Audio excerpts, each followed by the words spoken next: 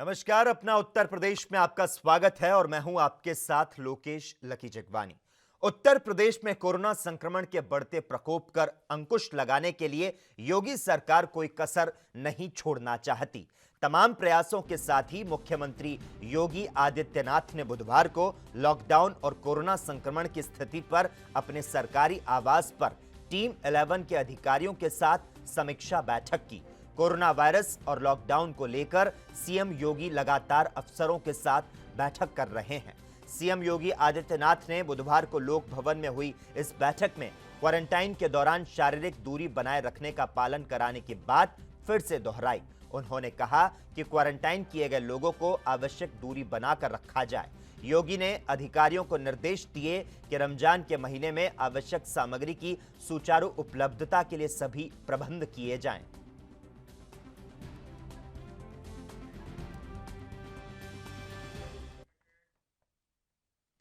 उत्तर प्रदेश के अलीगढ़ में लॉकडाउन के दौरान सब्जी के बाजार हटवाने को लेकर सब्जी विक्रेताओं ने पुलिस की टीम पर हमला बोल दिया। तो वहीं जब पुलिसकर्मियों ने बचने का प्रयास किया तो पथराव कर दिया गया, जिसमें इस दौरान एक कांस्टेबल घायल हो गया, जिन्हें अस्पताल भेजा गया। आपको बता दें, लॉकडाउन के चलते सुबह 6 बजे से 10 बजे तक बाजारों को खोलने की छूट दी जाती है, जिसमें जनता अपना जरूरत का सारा सामान खरीद सके। लेकिन बुधवार जब पुलिस 10 बजे बाजार बंद कराने गई तो सब्जी मंडी भुजपुरा पर भीड़ ने पथराव कर दिया। इस हमले के बाद कई थानों की फोर्स मौके पर पहुंच गई, तो वहीं पुलिस आरोपियों की गली गली जाकर तलाश कर रही है। बताया जा रहा है कि आरोपी क्षेत्र के कुछ घरों में छुप गए। फिलहाल क्षेत्र में माहौल तनावपूर्ण हो गया। यह मामला थाना शहर कोतवाली क्षेत्र का है। तो वहीं घटना के बारे में सीओ सिटी विशाल पांडे ने बताया कि स्थिति तत्काल नियंत्रण में कर ली गई और मामला दर्ज कर लिया गया है। बंद कराई जा रही थी, उसी बीच में सब्जी वाले आपस में लड़ रहे थे। जब सब्जी वाले आपस में लड़ रहे थे उसी बीच में हमारा सिपाही गया, जिससे सिपाही को भी आपस में जो पथराव उन लोग का हुआ तो उसे चोट लगी। बाद में कुछ लोग इकट्ठा होकर के पुलिस वालों पे कुछ 2-4-10 पत्थर उन लोगों ने फेंका। स्थिति तत्काल नियंत्रण में कर ली गई। एक पुलिसकर्मी घायल है, जिसको मेडिकल के लिए भेजा गया। अभियोग पंजीकृत किया जा रहा है और सफल। तो बाजार बंद सर क्या 10 बजे के बाद कराया जा रहा था, उससे पहले हुआ रहा? नहीं, बाजार जो नियत समय है 6 से 10 यहाँ खुलने का समय है, 6 से 10 के बाद ही बाजार बंद कराई जाती है। तो यानी ये कह सकते हैं कि बाजार बंद कराने को लेकर यहाँ पथराव किया गया? नहीं, ये पहले शुरुआत इसकी आपस में सब्जी वाले झगड़ा कर रहे थे। सब्जी वाले आपस में झगड़ा कर रहे थे। उस झगड़े के बीच में पुलिस ने उनको छुड़ाने के इसमें पुलिसकर्मी घायल हुए। उसके पश्चात उन लोगों ने, चूँकि पुलिसकर्मी बीच में पड़ा था, उसके बाद उन लोगों ने 10 मिनट बाद फिर 10-20 लोग इकट्ठा होकर आए। वो लोग पुलिस से पथराव किए, जिसमें किसी पुलिसकर्मी को चोट नहीं लगी। तत्काल स्थिति को 1 मिनट के अंदर नियंत्रित कर लिया। वहीं यूपी सरकार के ऊर्जा मंत्री श्रीकांत शर्मा ने अपील की है कि अभी भी छिपे हुए जमाती निकलकर सामने आएं और सरकार की मदद करें। उन्होंने कहा कि जमाती मौत ना बांटे। कोरोना बीमारी जाति या धर्म के हिसाब से अटैक नहीं करती। अपनी और अपनों की सुरक्षा के लिए जमाती सामने आए। संकट काल चल रहा है, पूरा विश्व संकट में है और हम भारतवासी इकट्ठे है के या कोरोना रूपी जहर फैलवेते रोक रहे हैं। और हमारे प्रधानमंत्री जी को सब हम अभिनंदन करें कि समय रहते बिन्ने लॉकडाउन को फैसलो ले लियो। और हम सब आप सबन को बहुत अभिनंदन कर रहे हैं कि लॉकडाउन फर्स्ट में आप सबन ने पूरी शिद्दत से अनुशासन में रह के लॉकडाउन को पूरा अनुपालन करो है। लॉकडाउन 2 को हम सब मिलके बड़ी शिद्दत से याऊ को अनुपालन करें, क्योंकि संकट अभी टल्यो ना है, संकट अभी बरकरार है। और यह संकट टालवे को सबसे बड़ो उपाय है सोशल डिस्टेंसिंग को। मजबूरी में घर से बाहर निकलवे पड़े तो मास्क लगा के निकलो, सोशल डिस्टेंसिंग को अनुपालन करो।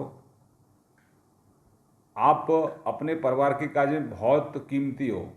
ये जमाती ना होते तो लॉकडाउन आगे ना बढ़ाना पड़तो। ये जमाती छुप रहे हैं, वो कहूँ से सूचना मिले तो तुरंत स्थानीय दरोगा को जाके सूचना दो, हमारे प्रशासन को सूचना मिले। ये सब जहाँ छुप रहे हैं, बिन घर में मौत लेके छुप रहे हैं। ये काऊ के सगे ना है। आज इकट्ठे हेवी की जरूरत है। ये जो वायरस है, बीमारी है, ये जाति धर्म देख के ना आवे है, ये तो काऊ लग जाए।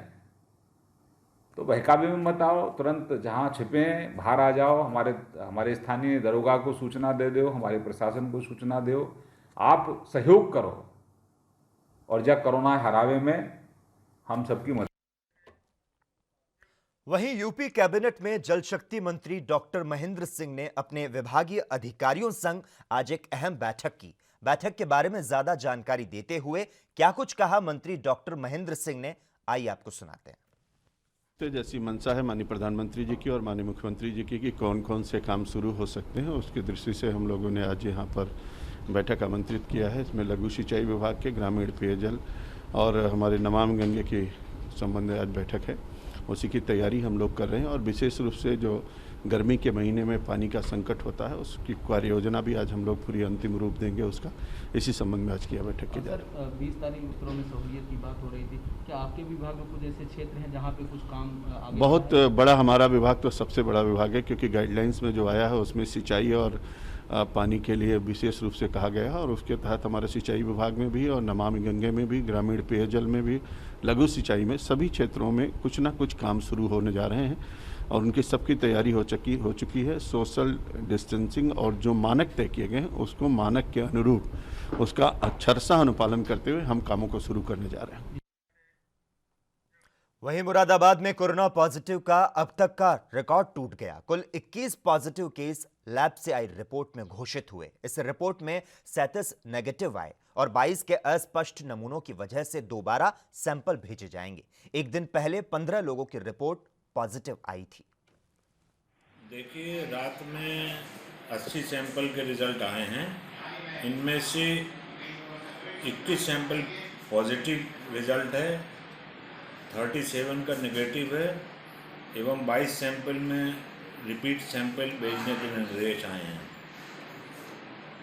इनमें से 11 केस हमारे पुराने हॉट स्पॉट के हैं, 6 केस कांठ में गढ़ी नामक गांव से आए हैं और ये नया एपी सेंटर बनेगा और ये सभी 6 लोग निज़ामुद्दीन मरकज़ से लौटे हैं। इसके अलावा भोजपुर में 2 गांव में नए एपी सेंटर डेवलप हुए हैं और उनमें एक केस पॉजिटिव आया है।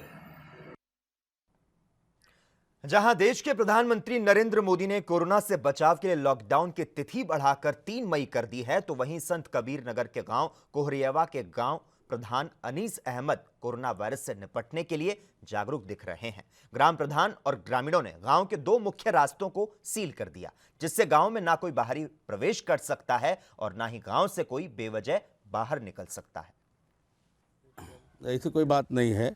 हमने देखा भाई प्रधानमंत्री जी का आदेश है, लॉकडाउन करना किए हुए हैं।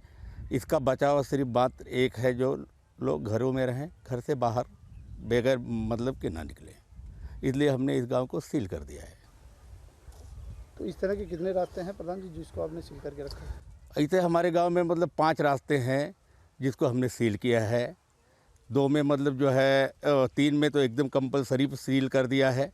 2 रास्ते को हमने छोड़ा है, जो लोगों की अहम ज़रूरत के लिए बाहर जा सकते हैं उस रास्ते से। और सारी व्यवस्थाएं किस तरह से हैं गांव की? गांव की व्यवस्थाएं है कि हमने 2-3 राशन के पास दे दिए हैं, राशन की दुकानों के, और सब्ज़ी की 2-3 दुकानें दे दी हैं, दूध वालों को पास दे दिए हैं। इसलिए अक्सर ज़रूरत जो है हमारे गांव से ही हल होती है। लोगों की यहाँ पे बाहर निकलने की उनको ज़रूरत नहीं है। लॉकडाउन से जो मतलब हम लोग पालन कर रहे हैं, हमारा पूरा गाँव कर रहा है और इसके कारण है बाहर के लोग आ नहीं सकते। कोरोना वायरस के चलते पूरे देश को 3 मई तक लॉकडाउन किया गया है और इस बंदी में सबसे ज्यादा परेशानी रोज कमाने और खाने वालों को हो रही है। रिक्शा चालक भी लॉकडाउन की मार को झेल रहे हैं। लॉकडाउन में रिक्शों के पहिए लॉक हो गए हैं। मिर्जापुर शहर में सैकड़ों रिक्शा चालकों के सामने रोजी के साथ रोटी का भी संकट खड़ा हो गया। पथरिया फ्लाईओवर के नीचे रहने वाले रिक्शा चालकों ने बताया कि गर्मी, सर्दी और बरसात चाहे जो मौसम हो, हम दिन भर रिक्शा चलाते हैं और इसी कमाई से परिवार और अपना पेट भरते हैं, लेकिन लॉकडाउन में रिक्शा निकालना संभव नहीं हो रहा, जिससे परेशानी हो रही है।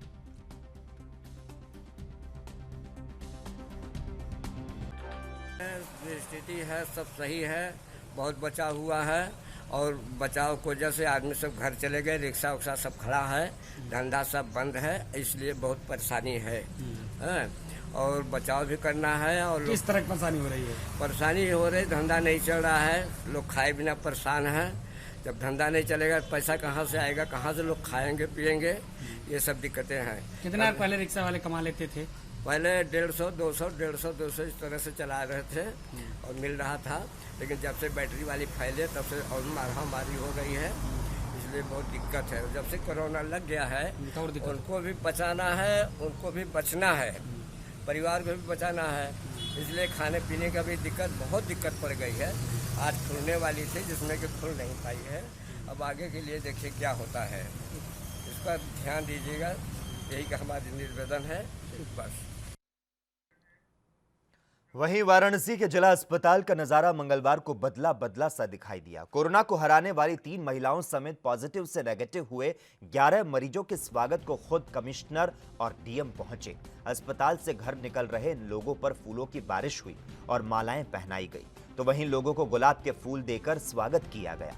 इनका इलाज करने वाले डॉक्टरों और मेडिकल टीम का सम्मान किया गया। सभी 11 लोग जब अस्पताल से बाहर निकले तो हॉस्पिटल के डॉक्टरों और मेडिकल स्टाफ के साथ साथ अन्य लोगों ने तालियों के साथ स्वागत किया। कमिश्नर दीपक अग्रवाल एवं जिला अधिकारी कौशल राज शर्मा ने सभी 11 लोगों को गुलाब का फूल, सैनिटाइजर, मास्क देकर घर के लिए विदा किया। ऐसा है कि जैसा आप लोग मालूम है कि जो हमारे पूरे मंडल के जितने भी ऐसे कोविड पॉजिटिव पेशेंट आ रहे थे उनको L1 अस्पताल हम लोगों ने वाराणसी में रखा था। हमारे जो जौनपुर, गाजीपुर और चंदौली और वाराणसी के जितने भी L1 केसेस थे, जो कोविड के 19 के जो प्रथम स्टेज के पेशेंट थे, उनको सबको यहीं रखा गया था। और आज उसी क्रम में आज हमारे 11 पूरे पेशेंट जो कोरोना पॉजिटिव थे पूरे हमारे मंडल से, उसमें चंदौली से तो कोई केस नहीं था, जौनपुर, गाजीपुर और हमारे वाराणसी के 11 केसेस ऐसे सब ठीक होके आज अपने अपने घरों को गए, होम क्वारंटाइन को गए हैं। तो उनका प्रोत्साहन कि वो लोगों ने इस लड़ाई को जीता और एक हिम्मत से काम लिया। और साथ साथ जो डॉक्टर्स, नर्सेस, स्वीपर्स और वार्ड बॉयज जिन्होंने टीम ने दिन रात मेहनत करके इन लोगों को आज भेजने में सफलता प्राप्त की, उनका ही प्रोत्साहन करने के लिए कोई सोशल डिस्टेंसिंग मेंटेन करते हुए छोटा सा कार्यक्रम रखा गया था, जिससे कि उन लोगों का मनोबल बढ़ा रहे। वाराणसी के लिए 2 अच्छी चीज़ हैं। एक तो ये पूरे मंडल का L1 हॉस्पिटल है, जहां पूरे मंडल के पॉजिटिव मरीज भर्ती किए जाते हैं। यहाँ पूरे मंडल के एक साथ 11 लोग डिस्चार्ज होके गए हैं। ये साबित करता है कि इस हॉस्पिटल की सेवाएँ और इस हॉस्पिटल की सर्विसेज बहुत अच्छी हैं। बहुत डेडिकेटेड टीम यहाँ पे है, सब लोगों का ध्यान रख रही है और इतना अच्छा ट्रीटमेंट कर रही है कि इतने लोग एक साथ यहाँ पे कोरोना मुक्त होकर जा रहे हैं। दूसरी खुशी की बात यह है कि इसमें वाराणसी के भी 3 पेशेंट आज कोरोना फ्री होके गए हैं। वाराणसी में अब तक 15 कुल कोरोना पॉजिटिव केसेज आए हैं, जिसमें से 8 लोग ठीक हो चुके हैं। मथुरा के थाना कोसी कला क्षेत्र की वसुंधरा एनक्लेव कॉलोनी में दबंगों ने किसी पुराने विवाद को लेकर घर में घुसकर महिला और उसके परिवार के लोगों के साथ जमकर मारपीट की। मारपीट की यह पूरी वारदात सीसीटीवी में कैद हो गई। घटना का सीसीटीवी फुटेज वायरल होने के बाद पुलिस हरकत में आई और 2 लोगों को इस मामले में गिरफ्तार किया गया। कस्बा कोसी जनपद मथुरा में 2 पक्षों के बीच मारपीट की घटना प्रकाश में आई थी। इसमें सीसीटीवी फुटेज भी प्रसारित हुआ था। उसको दृष्टिगत रखते हुए पुलिस द्वारा अभियोग पंजीकृत कराया गया है और घटना में संलिप्त 2 व्यक्तियों को गिरफ्तार कर लिया गया है। शीघ्र ही अन्य व्यक्तियों की गिरफ्तारी की जाएगी। वहीं जौनपुर में कोरोना संक्रमण से बचाव के लिए कई जनप्रतिनिधियों ने अपनी निधि से लाखों की राशि जिला प्रशासन को दी थी, लेकिन अब बीजेपी एमएलसी सहित 4 विधायकों और बीएसपी के एक विधायक ने सीडीओ को पत्र लिखकर धनराशि का उपयोग करने से मना कर दिया। दरअसल कोरोना संकट को देखते हुए सरकार ने विधायक निधि के साथ ही विधायकों के वेतन में 30% की कटौती का फरमान जारी कर दिया। इस आदेश के बाद 4 जनप्रतिनिधियों ने सीडीओ को पत्र भेजकर धनराशि खर्च न करने की बात कही है। विधायक जी लोगों का 3 करोड़ लेस कर दिया गया है कोविड-19 के रोकथाम के लिए और अस्पतालों के उपकरण आदि के लिए। इसके मद्देनज़र कुछ आवश्यक खर्चों के लिए कुछ माननीय विधायक जी द्वारा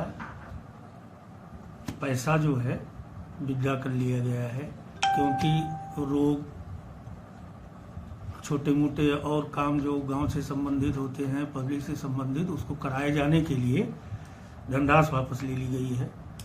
उसमें से माननीय विधायक जी बदलापुर, माननीय विधायक जी बोलते केराकत, माननीय विधायक जी जफराबाद, माननीय विधायक जी मोहराबाद साहब, माननीय मलसी साहब, श्री विद्यासागर जी द्वारा। और किन विधायकों ने अपने जारी हुए पत्र को निरस्त नहीं किया है और पूरा पैसा दिया है? विधायक जी सागन, विधायक जी मड़ियाहू, विधायक जी सदर, विधायक जी मलनी, विधायक जी मछली शहर और MLC साहब श्री प्रिंसोली। कितना पैसा दिया इन्होंने?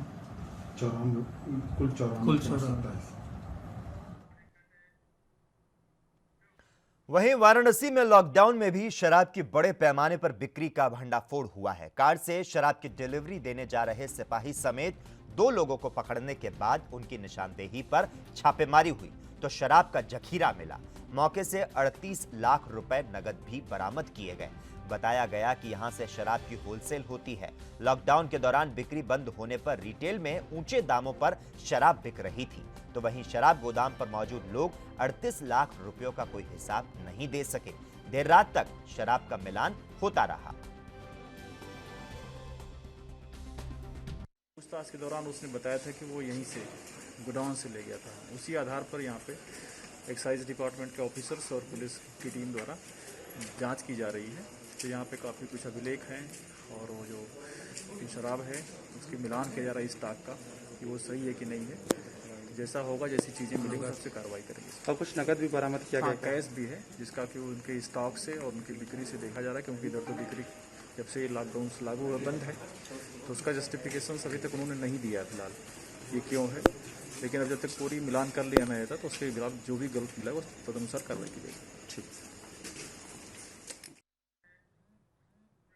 एक तरफ जहां देश में फैल रही कोरोना महामारी को चमगादड़ों से जोड़कर देखा जा रहा है, तो वहीं मथुरा जनपद के तहसील महावन के गांव खेड़िया में वर्षों से बंद पड़े एक मकान में हजारों की तादाद में चमगादड़ों को देखकर स्थानीय लोगों में भय व्याप्त है। ग्रामीणों ने सोशल मीडिया का सहारा लेकर प्रशासनिक अधिकारियों को इस पूरे मामले की जानकारी दी। सोशल मीडिया पर चमगादड़ों के वायरल हुई वीडियो की पड़ताल करने निकली ANB न्यूज की टीम ने चमगादड़ों के गांव का जायजा लिया, तो वहीं ग्रामीणों ने बताया कि गांव में दहशत का माहौल है। अभी तक किसी अधिकारी ने कोई संज्ञान नहीं लिया है। आज हम मथुरा के गांव खेड़िया में मौजूद हैं, जहां एक घर मकान में चमगादड़ों का सोशल मीडिया पर वीडियो वायरल हो रहा था। उसकी पड़ताल के लिए आज हम इस गांव में आए हुए हैं। तो हम आपको दिखाएंगे कि देखो किस तरह इस गांव में एक मकान में चमगादड़ रहती हैं। ये मकान कई सालों से यहाँ बंद पड़ा है और बंद पड़ा होने के बाद में इसमें चमगादड़ों की बड़ी तादाद में मौजूद हैं इसके अंदर, और ग्रामीणों के द्वारा प्रशासन को भी अवगत कराया गया है, मगर उसके बाद भी प्रशासन ने अभी तक इसकी ओर कोई ध्यान नहीं दिया है। उसके लिए आज हम यहाँ गांव के ये युवा खड़े हुए हैं, इनसे बात करते हैं और ये हमें इसके बारे में जानकारी देंगे।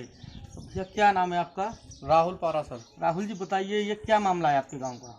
ये मकान करीब 10-15 सालों से बंद है, जिसमें पहले कुछ दिन पहले कुछ कम संख्या में चमगादड़ देखी गई थी, लेकिन इसमें धीरे धीरे चमगादड़ों की संख्या लाखों की संख्या में हो गई है, जो डेली शाम को 6 बजे, इनका टाइम भी फिक्स है, 6 बजे के बाद निकलती हैं और पूरे गांव को चारों तरफ से घेर लेती हैं ये। और जब यहाँ से निकलती हैं तो ये पूरी गली बंद हो जाती है। लोग आने जाने वाले जो लोग हैं वो रुक जाते हैं बस अपने आप देखते ही। और ग्रामीणों में यहाँ बहुत बड़ी दहशत बनी हुई है इसके लिए, और ग्रामीणों का कहना है कि अभी तक किसी अधिकारी ने कोई संज्ञान नहीं लिया है। मथुरा से ANB न्यूज के लिए रिंकू शर्मा भी। वहीं सुल्तानपुर में पिछले 24 घंटे के अंदर कोरोना पॉजिटिव का दूसरा मामला सामने आने पर हड़कंप मच गया। जिले में पॉजिटिव मरीजों की संख्या बढ़कर 2 हो चुकी है। जिला अधिकारी इंदुमती ने बुधवार को बताया कि फरीदीपुर स्थित KNIMT में 19 अप्रैल को क्वारंटीन किए गए एक जमाती की रिपोर्ट पॉजिटिव मिली। उन्होंने बताया कि 40 लोगों का सैंपल टेस्ट के लिए भेजा गया, जिसमें 14 तबलीगी जमात के सदस्य शामिल थे और इसमें एक की रिपोर्ट पॉजिटिव मिली। कोरोना पॉजिटिव मरीज को कुड़वार CHC में उपचार के लिए भेजा गया है।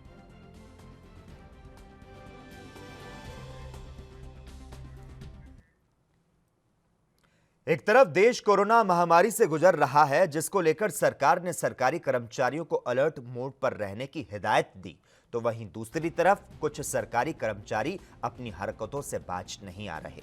दरअसल पीलीभीत के थाना गजरौला इलाके के गांव विधिपुर में हल्का लेखपाल शराब के नशे में धुत होकर सड़क पर लेट गया और फिर ग्रामीणों को भद्दी गालियां देता रहा। तो वहीं जिला प्रशासन की पोल उस वक्त खुल गई जब शराब के नशे में लेखपाल दिखा। एक तरफ लॉकडाउन के बाद शराब की सभी दुकानें बंद हैं, फिर भी लेखपाल को शराब कहां से मिल गई, ये जांच का विषय है। तो बता दें, वहीं लेखपाल की करतूत का वीडियो सोशल मीडिया पर जमकर वायरल हो रहा है। तो वहीं इस मामले में लेखपाल को सस्पेंड कर दिया गया है।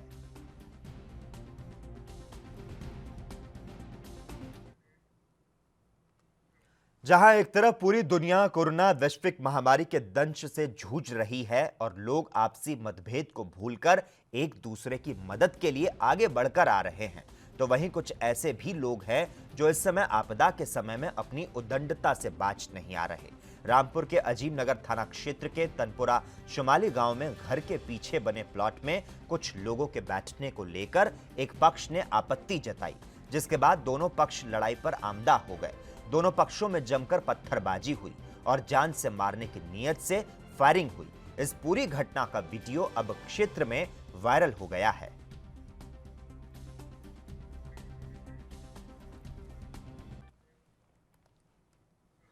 जो रायबरेली अब तक महफूज थी, वह अब डरावनी लगने लगी है। एक दिन में ही 33 नए केस मिलने से कोरोना का खौफ और बढ़ चुका है। सबसे आश्चर्यजनक बात यह है कि शहर में 8 नए मरीज मिलने से उन सबकी मेहनत पर पानी फिरता नजर आ रहा है, जो अपना काम धंधा छोड़कर घरों पर लॉकडाउन का पूर्ण पालन कर रहे हैं। तो वहीं पुलिस प्रशासन के उन अधिकारियों की भी धड़कनें तेज हो गई जो करीब 1 माह से रात दिन का फर्क भूल गए थे। हाँ, नए मरीजों में 17 सहारनपुर के जमाती हैं। अधिकांश बीमार लोग इनके किसी न किसी तरीके से संपर्क में आए थे। बछरावा कस्बे के मुख्य चौराहे पर रहने वाला एक कबाड़ी भी जमातियों का खास मददगार था, वो भी कोरोना पॉजिटिव निकला। और इसके अलावा रोहनिया के 2 ऊंचाहार का एक केस अब तक सामने आया। जांच का दायरा ज्यों-ज्यों आगे बढ़ रहा है, महामारी त्यों-त्यों सामने बढ़ती जा रही है।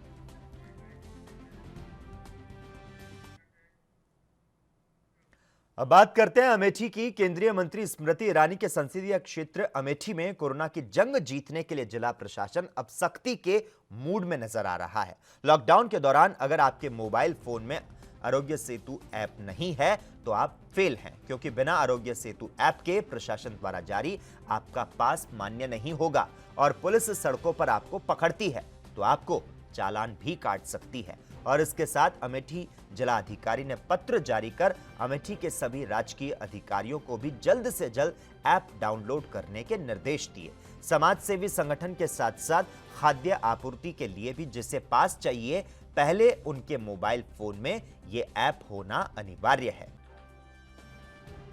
आरोग्य सेतु ऐप लागू किया है, उसे मजबूरी ना समझें, क्योंकि यह आपके सेहत के लिए बहुत जरूरी है। इसलिए अमेठी जिलाधिकारी अरुण कुमार ने उन लोगों के लिए भी जरूरी कर दिया है जो सड़कों पर पास लेकर बेफिक्र होकर फर्राटे भर रहे हैं।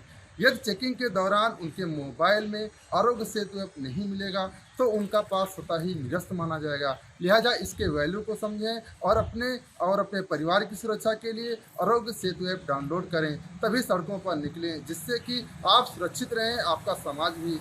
ANV न्यूज़ भी आपको ये अपील करता है कि आप आरोग्य सेतु ऐप आप सभी के मोबाइल में होना चाहिए। राजकुमार जायसवाल, ANV न्यूज़, अमेठी। वहीं आगरा में किराने की दुकानें बुधवार से सुबह 9 से शाम 4 बजे तक खोलने के निर्देश जिलाधिकारी प्रभु नारायण सिंह और SSP बबलू कुमार ने दिए हैं। हालांकि इनसे सिर्फ होम डिलीवरी की जाएगी।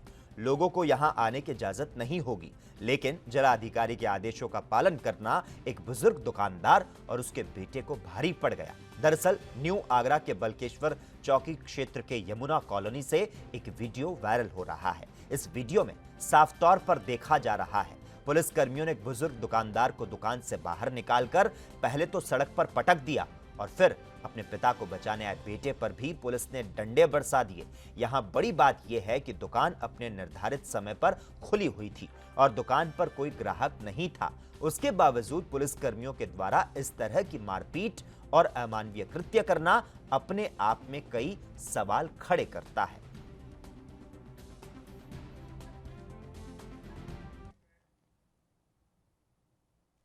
वहीं बांदा के शहर कोतवाली क्षेत्र के एक मोहल्ले से छेड़छाड़ का मामला सामने आया, जहां एक युवती शौच के लिए जा रही थी। तभी मोहल्ले के दो युवकों ने युवती का हाथ पकड़ लिया और अभद्र टिप्पणी करने लगे, जिसके बाद युवती रोते हुए घर पहुंची। परिजनों ने पूरे मामले की शिकायत पुलिस में की, जिसके आधार पर पुलिस ने मुकदमा दर्ज कर दोनों युवकों को गिरफ्तार कर लिया है। युवती की मां का कहना है कि उक्त युवक दबंग किस्म के हैं और उनको धमकियां भी दे रहे हैं।